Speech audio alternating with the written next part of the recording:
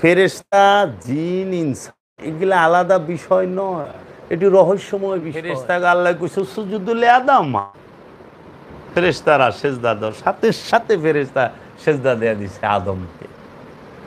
শুধু সেজদা দেয় নাই কে, ওই ফেরেশতাগো যে সর্দার ছিল সে জাতে জিন, বুঝছো? তিনি ছিলেন আজাজিল। তিনি রব্বুল আলামিনের সাথে আদমকে নিয়ে তর্কে লিপ্ত হইলেন। আল্লাহর সাথে বললেন, আল্লাহ আমি তো আদম হইতে উত্তম, আমি কেন ওকে সেজদা দেব? কিভাবে উত্তম? আল্লাহ জিগাইল, সে উত্তর দিল, আল্লাহরে বুঝাইল যে আমি মাটি, আমি আগুন হইতে, ধোয়াবিহীন আগুন হইতে, আদম মাটি হইতে। এর জন্য যারা বলে আদম মাটির তৈরি, বুঝতে হইব ওইটা আজাজিলের রক্ত।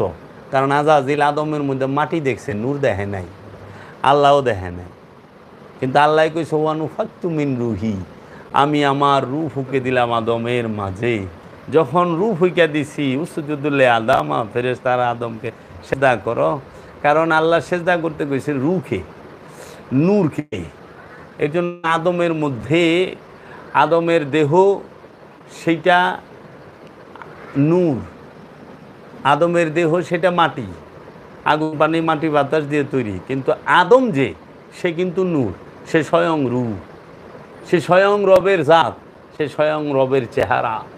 ওয়াজহুল্লাহ, আইনুল্লাহ, সামিউল্লাহ, বসিরুল্লাহ, আজানুল্লাহ, ইয়াদুল্লাহ, এইরকমভাবে তিনি।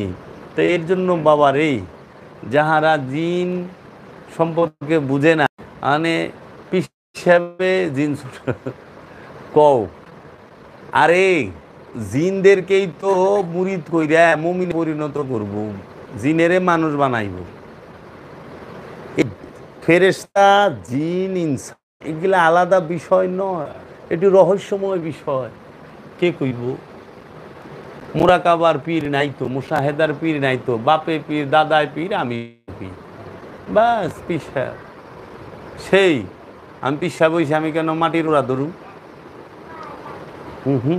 পিসাব, এই বংশগত পিসাব। এই যে ফ্যামিলি পরম্পরার পিসাব, এরাই বুঝতে পারে না অনেক কিছু। আর যেগিনালিকে মনে করো ওই যে গদ বাদা, 250 বছর আগে দাদায় যা পইরা গেছে, বাপেও পইরা মইরা গেছে, নাতিও ভরতাছে, হেরপুল আর এটি ভর কলা কলা, এই কলা কলা পড়তে পড়তে জীবন শেষ। দাদাও কলা কলা পইরা গেছে, আমরাও কলা কলা পইরা যাবো, বাপেও কলা কলা পইরা মইরা গেছে। কবে যে এই বিষয় থেকে আমরা সত্যকে উদ্ঘাটন করতে পারবো? জিন, ইনসান, নাস, নবস এগুলো সবই রহস্যময় বিষয়। এগুলো কখনোই এই পুঁথিবিদ্যা দিয়ে ধরা সম্ভব না, অনুমান বোঝা সম্ভব কিছুটা। কিন্তু এর জন্য যারা জিন্নের ছোটাই নামে তাবিজতুম্বা করে, তাবিজতুম্বা বেচে, তাহারা শতভাগ একটা মিথ্যা এবং ছলনার আশ্রয় নেয়, মানুষকে কথার দ্বারা, মায়ের পেঁচের দ্বারা বোকা বানায়। এখন দেখো সূরা জিনের 2 নম্বর আয়াতে বলতাছে, মানে 1 নম্বর আয়াতে তো বললই যে বলুন আমার প্রতি যে ওহী করা হয়েছে, জিনদের মধ্য হইতে একটি দল শ্রবণ করিয়াছে, সুতরাং তাহারা বলিয়াছে নিশ্চয়ই আমরা অপূর্ব কুরআন শুনিয়াছি। দ্বিতীয় আয়াতে বলতেছে পথ দেখায় হেদায়েতের দিকে, সুতরাং উহার উপর আমরা ঈমান আনিয়াছি এবং আমাদের প্রতিপালকের সহিত কখনোই শিরক করিব না, যিনি অখণ্ড একক। জিনেরাও সাক্ষী দিছে